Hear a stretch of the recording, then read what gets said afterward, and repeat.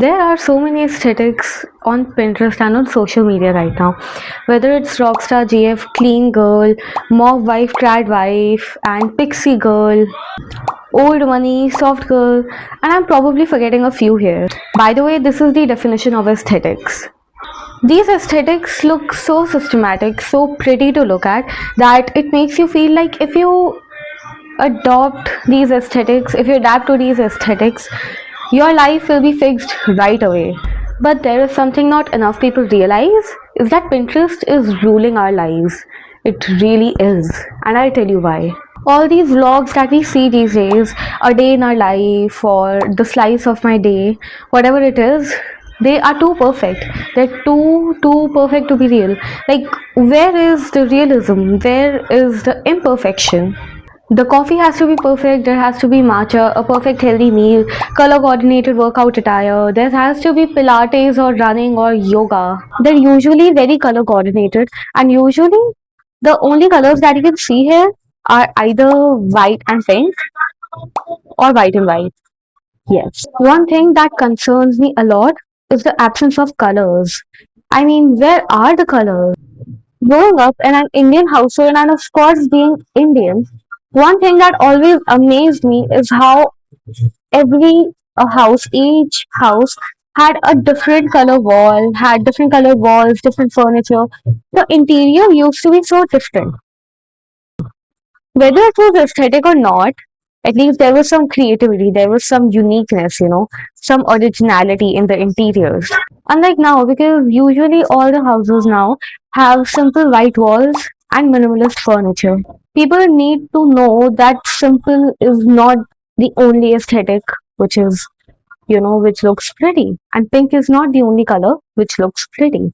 I'm aware that pink and blue have been so genderized by the society since our childhood that now loving pink without an afterthought is kind of like a win-win for all the women.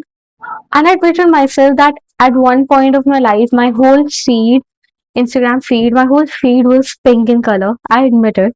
I like pink, but pink is not the only color which exists. There's so many pretty colors alive. And have you seen the Pinterest bed sheets? The only aesthetic Pinterest bedsheet is there is either plain white or maybe some texture but white, or it's striped, like nothing else. And have you seen the bed sheets in your home, in Indian homes? There are like so many different colors, textures, patterns, designs, prints, fabrics. It's like endless realm of creativity there as well. While we are celebrating simplicity, let's not ignore and let's not forget that authenticity and creativity is very, very much important as well. Shouldn't Pinterest be all about wow factors? Everybody's getting influenced by it anyways. I feel like this attempt to fit in on social media and be aesthetic is basically killing the original thoughts and the authenticity that people actually have. I was searching up soft girl code on YouTube that day, and one video came up how to be pretty, and another video was linking crochet and girl code, soft girl code directly to having a glow up, and that really made me think. What are they trying to imply, that the girls that aren't fitting into a simple aesthetic are not pretty, or the only way to glow up is by following a particular aesthetic, which is soft girl core. I mean, whatever happened to nobody's ugly and all that stuff? All the aesthetic Indian vlogs that I searched on YouTube, and my top searches were these. Almost everything is soft pink or white. Like, have people forgotten that other colors exist as well? Why does everything need to be categorized by aesthetics? Why does everything need to be determined by a particular aesthetic? I mean, you could be so-called aesthetic without fitting into any Pinterest norms.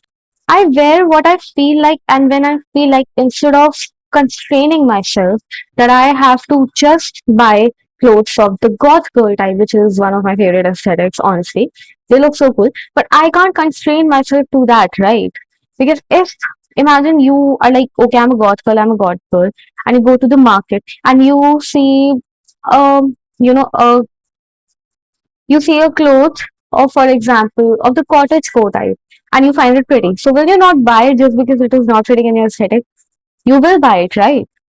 And that is how it should be for everyone. I mean, people are allowed to have a personal style and a preference, but the problem arises when a new aesthetic, a new trend comes in the market, enters the chat, and they all rush to, fast fashion stores and just buy all the stuff, which once the trend is gone, are going to end up in the garbage. Please don't do that. Don't constrain yourself to one type or one aesthetic. Not only this, but coming back to the vlogs, these vlogs are putting a lot of unnecessary pressure on people to be perfect. A very unnecessary pressure.